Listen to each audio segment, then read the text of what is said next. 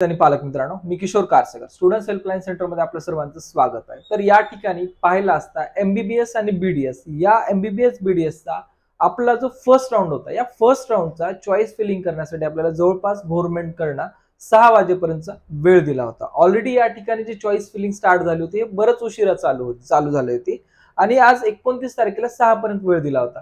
पण पाहिला असता 4 वाजल्यापासून आपण कंटिन्युअसली वेबसाईट वरती चेक करत आहात, तर वेबसाईट वरती या ठिकाणी कसल्याच प्रकारचं अपडेट नाहीये किंवा या ठिकाणी कोणाची लॉगिंग होत नाहीये। कारण ज्यावेळेस आपण या पेज वरती येत आहोत, बफरिंग होत आहे, पेज लोड होत आहे आणि पेज लोड होऊन या ठिकाणी तुम्हाला काही सध्याला असं या ठिकाणी येत आहे। अगोदर पाहिला असता काहीच येत नव्हतं, या प्रकारे स्क्रीन या ठिकाणी होत होती आणि ज्यावेळेस आपण लॉग इन करत होतो, लॉग इन करून आयडी पासवर्ड टाकत होतो, लॉग इन करून आयडी पासवर्ड टाकल्यानंतर आपल्या लेफ्ट हँड साइडला एक रेड कलरचा एरो येत होता आणि बाकी काही पुढे प्रोसेस होत नव्हती।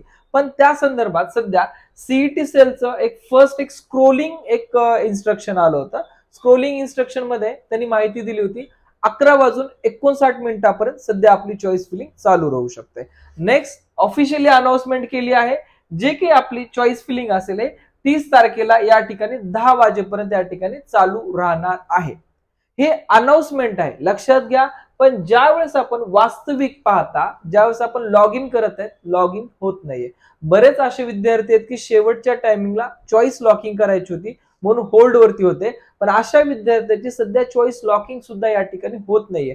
त्यामुळे विद्यार्थी पालकांमध्ये बरेच या ठिकाणी एक पाहायला गेलं तर पॅनिकपणा या ठिकाणी येत आहे, कारण गव्हर्नमेंटने टाइम दिला होता पण टाइमच्या अगोदरच या ठिकाणी सर्व्हर बंद झाले किंवा क्रॅश झाले। या ठिकाणी विद्यार्थी पालकांच्या कंप्लेंट्स असं कंटिन्युअसली चालू आहे आणि विद्यार्थी सध्याही या ठिकाणी लॉग इन करून चेक करत आहेत, पण काही चेंजेस म्हणण्यापेक्षा लॉग इन होत नाहीये। तर एक महत्वाची सूचना आहे विद्यार्थ्यांना, जर आपल्यालाही असंच प्रॉब्लेम येत असेल तर जे नोटीस दिसत आहे या नोटीस मध्ये आपल्याला cetcell@mahacetcell.org असं आपल्याला या ठिकाणी त्यांचा मेल आयडी आहे। या मेल आयडी वरती आपल्या विद्यार्थ्यांना एक बॅकअप म्हणून सांगत आहे, ऍक्च्युअल वेबसाईट चालू सुरळीत होणार आहे, चॉईस फिलिंग पण तुमची कंप्लीट होणार आहे।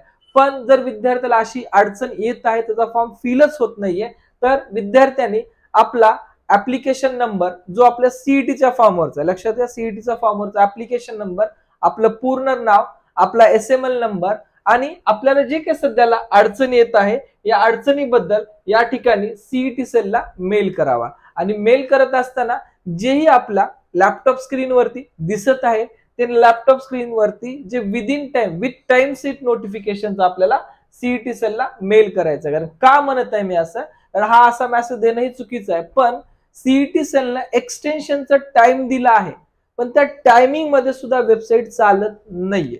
तर आपल्याला एक सेफ साईड जर चालायचं असेल तर आपल्याला या प्रोसेस करणं गरजेचं आहे, कारण उद्या जर आपला फॉर्म कन्सिडर झाला नाहीये तर त्याबद्दल आपल्याला सीईटी सेलला जाब विचारता येऊ शकतो किंवा एखादी लीगल ऍक्शन आपल्याला सीईटी सेल विरोधात आपल्याला घेता येऊ शकते। यावरती तुम्हाला सीईटी सेलचे तुम्हाला नंबर सुद्धा दिलेले आहेत, सोबत मेल आयडी सुद्धा या ठिकाणी दिलेला आहे, यावरती सुद्धा तुम्ही कॉन्टॅक्ट करू शकतात। पण सध्या कुठलाच कॉल रिसीव्ह होत नाहीये 4 वाजल्यापासून, ठीक आहे। तर विद्यार्थ्यांनी बी सेफ साठी आपलं या ठिकाणी सीईटी सेलला एखादा मेल टाकून ठेवा, सर्व्हर चालू होईल पण एक सेफ साईड आपण चालणं सुद्धा गरजेचं असणार आहे।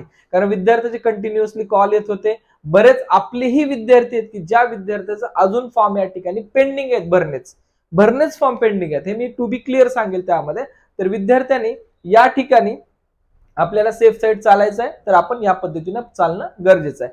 ज्याही वेळेस वेबसाईट लिंक क्लिअर होईल त्यावेळेस मी तुम्हाला आपले जे काही ग्रुप्स आहेत, व्हॉट्सअप ग्रुप आहे, टेलिग्राम ग्रुप आहेत, यावरती अपडेट देईल। जे विद्यार्थी नवीन आहेत, आपल्या ग्रुपवरती जॉईन नाहीत, अशा विद्यार्थ्यांना लिंक डिस्क्रिप्शन मध्ये दिले आहेत, त्या लिंक वरती तुम्ही जाऊन चेक करा। अपडेट आल्यानंतर तुम्हाला लागलीच त्याचे इंटिमेशन दिलं जाणार।